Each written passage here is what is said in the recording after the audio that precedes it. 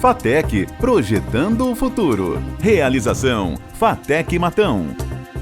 E Baldan, sempre presente nesta terra. Olá, boa noite. O assunto do programa FATEC Projetando o Futuro de hoje é a importância da disciplina de manufatura avançada para o analista de processos agroindustriais. Vamos conversar também sobre a volta da política industrial no mundo e também no Brasil. Vamos conversar também sobre a neoindustrialização e as chamadas políticas de desenvolvimento que são orientadas por missões. Para debater esses assuntos, vamos conversar com o professor do curso de Análise de Processos Agroindustriais, Leonildo Pivotto. O programa FATEC Projetando o Futuro está no ar.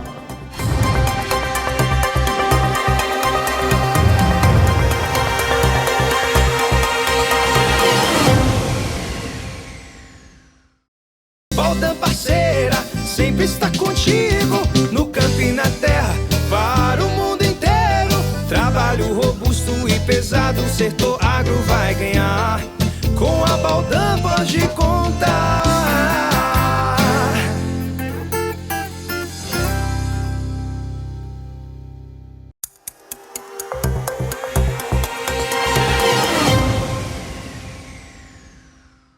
Estamos de volta com o programa FATEC Projetando o Futuro e hoje, no programa de hoje, conversando com o professor Leonildo Pivotto.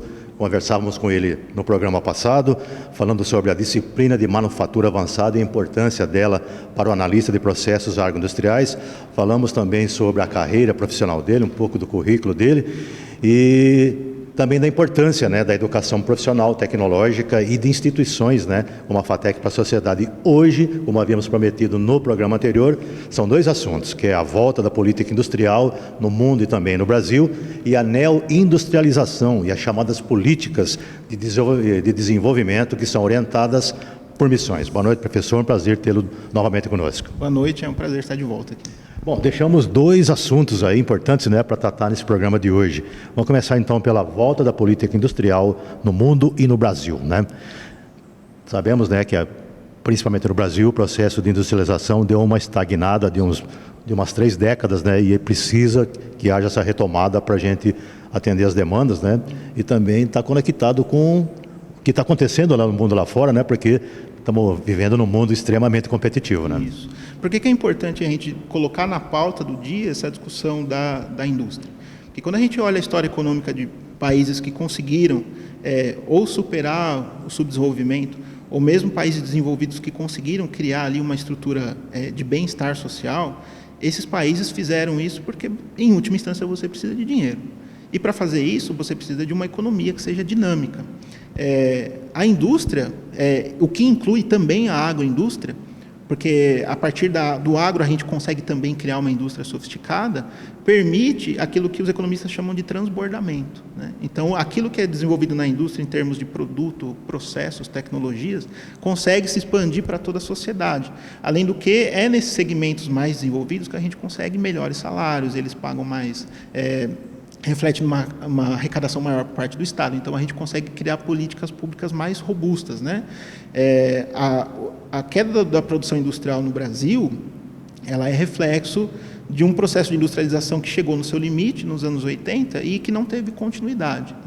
Então, agora existe toda uma tentativa de construção de um novo modelo, uma nova indústria, para a gente tentar conseguir produzir valor agregado às coisas, dos nossos produtos. Tem um exemplo que eu gosto muito, que é o do café. Você gosta de café? Adoro. Então, o café in natura, o Brasil é o país que mais produz café in natura. Mas quando a gente olha a cadeia agroindustrial do café, de tudo aquilo que é produzido a partir do café e das máquinas que envolvem o processamento do café, os países que mais arrecadam dinheiro, que mais lucram, são Alemanha, Suíça e Itália. Os que compram nosso café in natura para industrializá-lo, isso. Industrializá-lo. Esses países não produzem café, você não vai encontrar nenhum pé de café nem na Suíça nem na Alemanha. Mas aonde eles ganham dinheiro? Máquinas de torrefação, cafés de cápsula, o famoso blend, as máquinas que fazem o processamento do café de cápsula. Então, é um café que ele está entregando para o consumidor, que tem uma enorme capacidade tecnológica envolvida. Isso é agroindústria. Então, a gente precisa também, além de criar setores novos, agregar valor aos setores mais tradicionais, digamos assim. Não exportar o cacau, né? Vai exportar chocolate, né? Exportar chocolate. E melhor ainda, exportar a máquina que faz o processamento do chocolate, né? Isso é fundamental. O que é interessante nessa discussão que está surgindo no mundo como um todo? Porque o processo de perda da indústria não é um reflexo só, não acontece só no Brasil, né? É que aqui o impacto foi maior. Mas hoje, por exemplo, existe... O PIB hoje que representa 22%, se tanto, né? A indústria no PIB nacional. Quando a gente olha essa proporção da indústria como um todo, a gente está pensando, por exemplo, indústria, mineração e construção civil, que é em torno de 20%. Mas quando a gente olha a indústria de manufatura, que é a indústria de transformação, que é a fábrica propriamente dita, hoje é em torno de 12%. Em termos comparativos, na metade dos anos 80 era 36%. Só a indústria de transformação.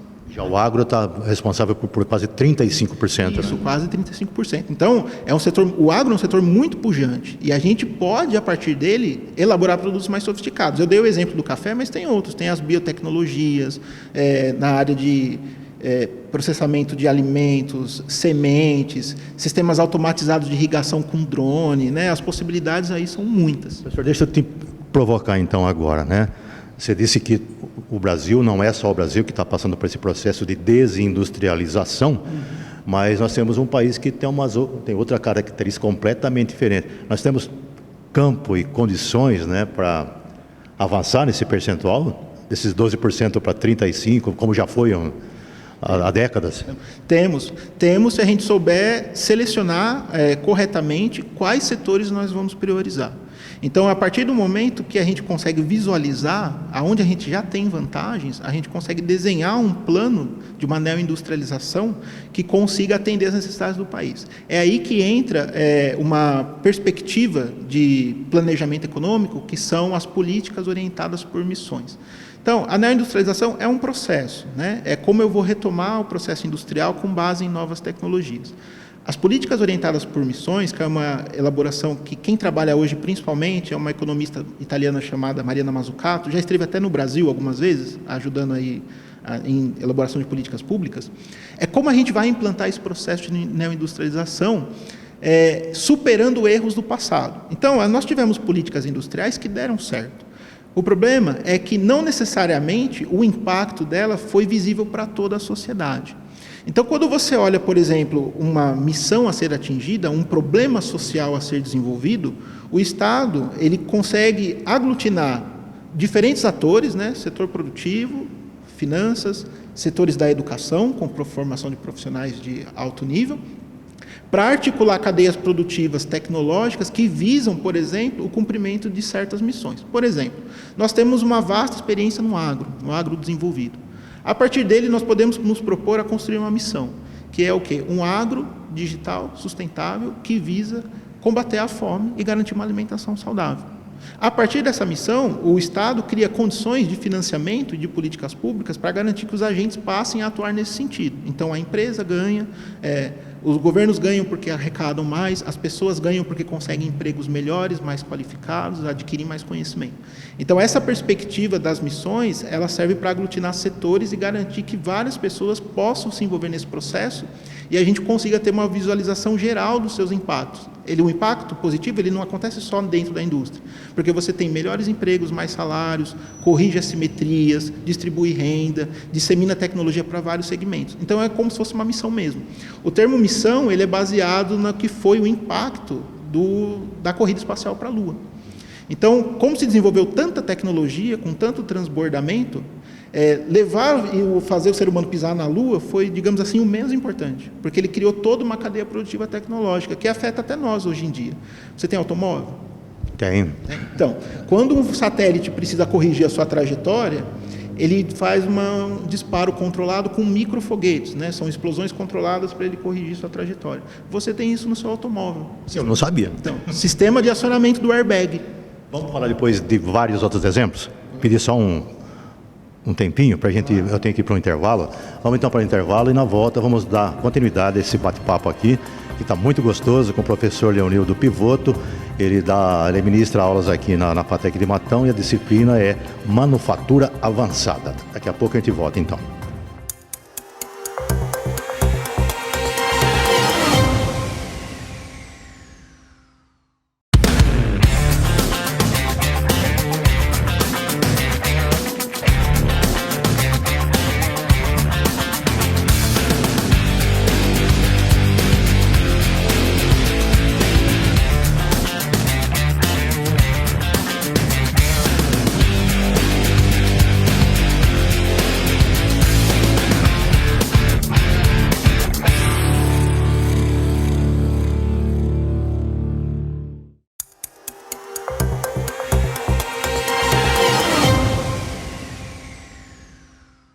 Estamos de volta, batendo esse papo aqui com o professor Leonildo Pivotto, estava muito gostoso e paramos num ponto em que ele falava do airbag do meu carro. Eu nunca utilizei e espero não utilizar, mas se um dia ele vier a ser utilizado, eu quero saber como que funciona. Tomara que não precise, né, professor? Tomara que não precise, mas é um equipamento muito confiável e muito sofisticado, porque ele já foi testado em operações fora do planeta Terra, né?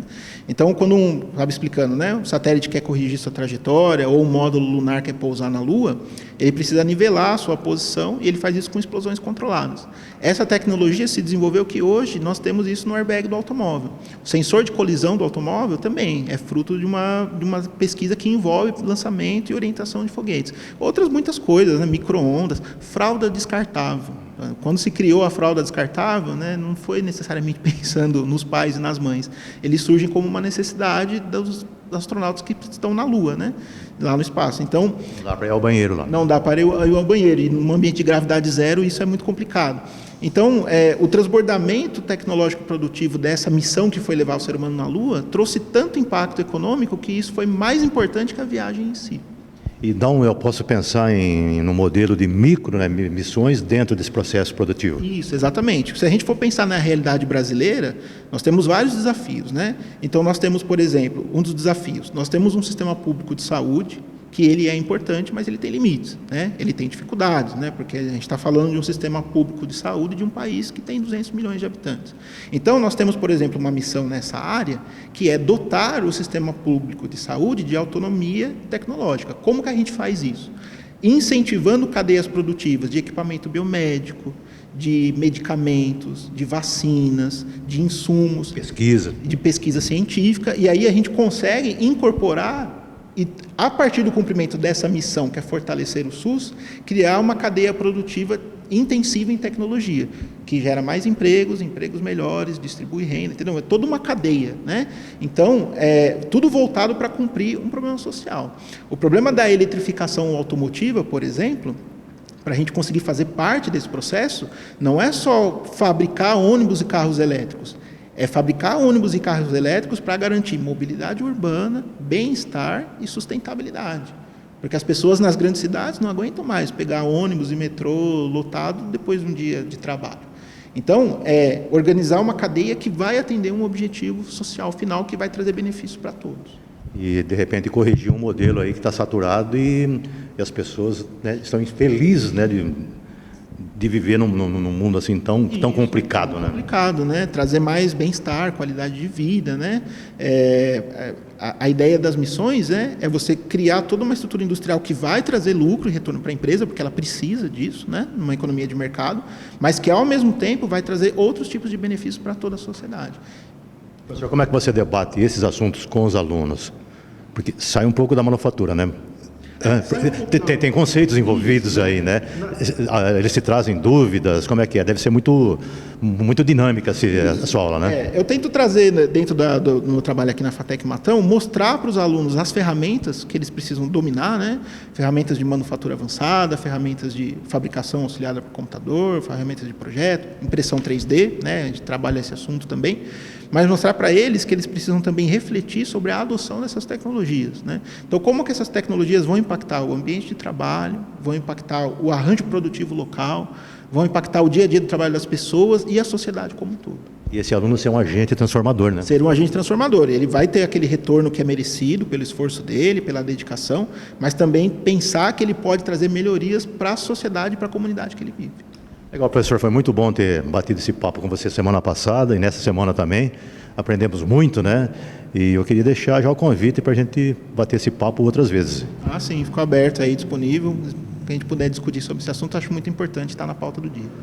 Legal. Então o programa FATEC Projetando o Futuro vai ficando por aqui. Nós voltamos na semana que vem no nosso novo encontro, lembrando que é sempre após o Jornal TVM. Muito obrigado pela sua companhia, tenham todos uma ótima noite e uma excelente semana.